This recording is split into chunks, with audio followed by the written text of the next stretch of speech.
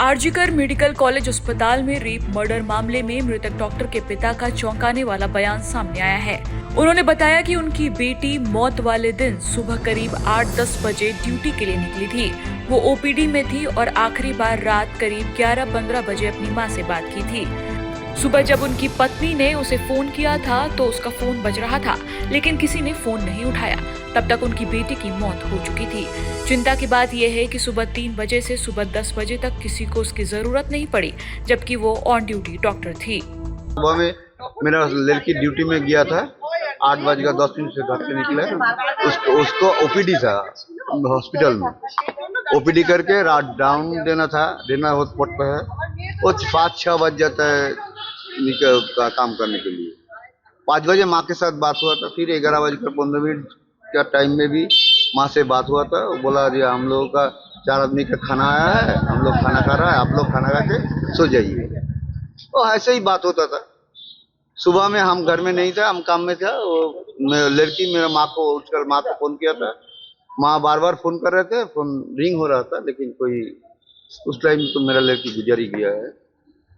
हमको सबसे दिक्कत का प्रश्न यह है कि रात 3 बजे से सुबह 10 बजे तक किसी का जो ऑन ड्यूटी डॉक्टर है उसका किसी को जरूरत नहीं पड़ा। यही एक हमारा सत्य आ गया मन में। सीबीआई ने आरजीकर का सुपर का अरेस्ट किया, इस बारे में क्या इस बारे में तो कुछ नहीं बोलेंगे। आज जो विचाराधीन विषय है इसके बारे में हम कुछ नहीं जानते हैं। जो कार्यवाही चल रही है कि आप उसके बारे में कुछ कहना चाहेंगे? नहीं, उसके बारे में हम क्या बोलेंगे, हम क्या जानते हैं उसके बारे में। वो लोग जो अच्छा समझते हैं वही करेंगे।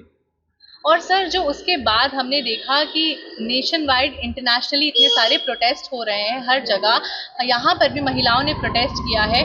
उसके बाद जो वैंडलिज्म हुआ है, क्या उसके लिए आप कुछ बोलना चाहेंगे?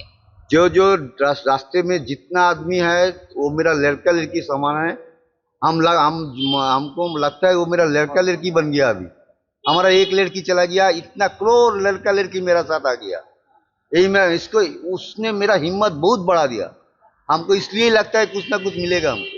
बिल्कुल सर, वो तो आपने बिल्कुल सही कहा, क्योंकि इंटरनेशनली से मैं खुद नेशनली आई हूँ, क्योंकि ये जो प्रोटेस्ट है, ये जो जस्टिस की मांग है, ये हर जगह चली गई है, हर कोई सड़क पे। मैं खुद यहाँ बंगाल की बेटी हूँ जो नोएडा से आई है इंसाफ दिलाने के लिए। सर, अगर आप और कुछ कहना चाहें इस बारे में। क्या बोलूँ उसके बोलिए आपको। हमका मन में कोई प्रश्न नहीं है। आप कुछ बोलेंगे जो आएंगे दिल में वो बोल देंगे। सर, कभी आपकी बेटी ने ये कहा, शिकायत की कि कॉलेज में उन्हें कोई दिक्कत थोड़ा है? उसका दिक्कत था कॉलेज में, पूरा डिपार्टमेंट, इसलिए डिपार्टमेंट को हम बोला है, डिपार्टमेंट पूरा सस्पेक्ट में है। हम क्या बोला, 7 घंटा से लड़की का जो ऑन ड्यूटी एक ऑन कॉल में डॉक्टर है, उसको 7 घंटा में किसी का जरूरत नहीं पड़ा। कभी दिन में ऐसा होता है कि उसको खाने का टाइम नहीं मिलता है। सर, हमने नेशनली भी देखा है कि डॉक्टर्स की जो स्थिति है भारत में, वो काफी खराब है। उन्हें काफी ओवर टाइम भी करना पड़ता है। और नीट के एग्जाम, जो इतनी कठिन एग्जाम होती है, वो सब कुछ देखकर जब एक डॉक्टर बनता है और उसके वर्क प्लेस में ऐसा कुछ होता है, कि यूजुअली आपकी बेटी को 36 आवर्स की ड्यूटी ही मिलती थी, नाइट शिफ्ट। सप्ताह में 1 दिन तो मिलता था, फिर महीना में एक्स्ट्रा 1 दिन होता है। जी सर, महीना में 5 तो ऐसे ड्यूटी मिलता था। कुछ दिन और जो इंटर्न था 3 दिन 4 दिन टाना ड्यूटी मिलता था। एक डॉक्टर कैसे ट्रीटमेंट कर सकता है? उसको दिमाग ठंडा रखे, उसको थोड़ा गलती चलेगा नहीं, 100% करेक्ट सब करना पड़ेगा। कैसे करता है वो तो लोग जानता है। कुछ दिन से उसका दिमाग इतना ठंडा था तो उस लोगों का। कुछ दिन से दिखाई जा रहा है जब पूरा हॉस्पिटल बंद है, इस बारे में आप क्या कहेंगे? वो जो लड़का लड़की ये सब कर रहा है, हम उसके साथ है। वो मूल लोग उनका कॉलीग और मेरा बेटी समान है सब।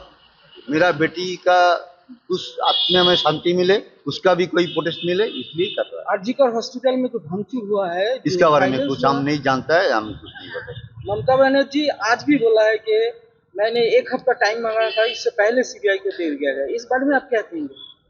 देखिए, हम लोग का लगा कि सोचे कि हमें देना चाहिए, इसलिए हमने देना है, और क्या। बस सीबीआई से और बात हुई है क्या? एक दिन बात हुआ, कल आया था। क्या बोला? तो सब बोला जो इसका विचाराधीन विषय, ये बोलने का बाहर में अच्छा नहीं है, बोलने का माना भी है। मीडिया रिपोर्ट के मुताबिक कोलकाता में ट्रेनी डॉक्टर के रेप मर्डर केस में एक डायरी सामने आई है। ये डायरी ट्रेनी डॉक्टर की ही है। डायरी में ट्रेनी डॉक्टर ने खुद से जुड़ी कई बातों का जिक्र किया था। इस डायरी में लिखी बातों को पीड़ित के पिता ने मीडिया को दिए इंटरव्यू में शेयर किया। पीड़ित के पिता ने बताया कि उनकी बेटी रोज डायरी लिखती थी। मौत वाले दिन मेडिकल कॉलेज में नाइट शिफ्ट में जाने से पहले भी उसने डायरी लिखी थी। वो एक मेहनती लड़की थी जो अपने सपनों को पूरा करने के लिए हर दिन 10 से 12 घंटे पढ़ाई करती थी। बता दें, all India government doctors association के एडिशनल सेक्रेटरी डॉक्टर सुवर्ण गोस्वामी ने 14 अगस्त को पोस्टमार्टम रिपोर्ट के हवाले से बताया था कि ये रेप नहीं, गैंग रेप हो सकता है। उन्होंने बताया कि ट्रेनी डॉक्टर के प्राइवेट पार्ट से 151 mg सीमेन मिला है। इतनी ज्यादा मात्रा किसी एक शख्स की नहीं हो सकती है। इस बात की पूरी संभावना है कि इस रेप केस में एक से ज्यादा लोग शामिल हो सकते हैं। वहीं डॉक्टर के साथ रेप कांड को लेकर स्मृति ईरानी ने 16 अगस्त को कोलकाता में प्रेस कॉन्फ्रेंस किया, जिसमें उन्होंने कई चौंकाने वाले खुलासे करते हुए ममता सरकार पर जमकर हमला बोला। मीडिया के रिपोर्ट्स के मुताबिक उस महिला के मृत शरीर से, आंखों से, वजाइना से खून बह रहा था। उसकी छाती पर वार हुआ था, पेट पर वार हुआ था, टांगों पर वार हुआ था, दोनों हाथों के नाखून टूटे पाए गए। निश्चित रूप से जब उसका बलात्कार हो रहा था, वो महिला अत्याचार से जूझ रही थी। सवाल ये उठता है कि क्या किसी ने उस फ्लोर पर उस महिला के चिल्लाने की आवाज को नहीं सुना? मीडिया की रिपोर्ट्स के अंतर्गत ये भी जानने में आया है कि 150 mg सीमेन उस महिला में पाया गया।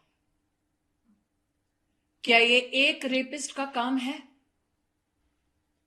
क्या यह संभव था कि वो व्यक्ति उस महिला को रेप भी कर रहा था, टांगे भी तोड़ रहा था, हाथ भी तोड़ रहा था, आंखें फोड़ रहा था, छाती पे मार रहा था, पेट पे मार रहा था, वो महिला चिल्ला रही थी और ना कोई सुन पाया, और ये सारा कृत्य उस एक रेपिस्ट ने अकेले किया?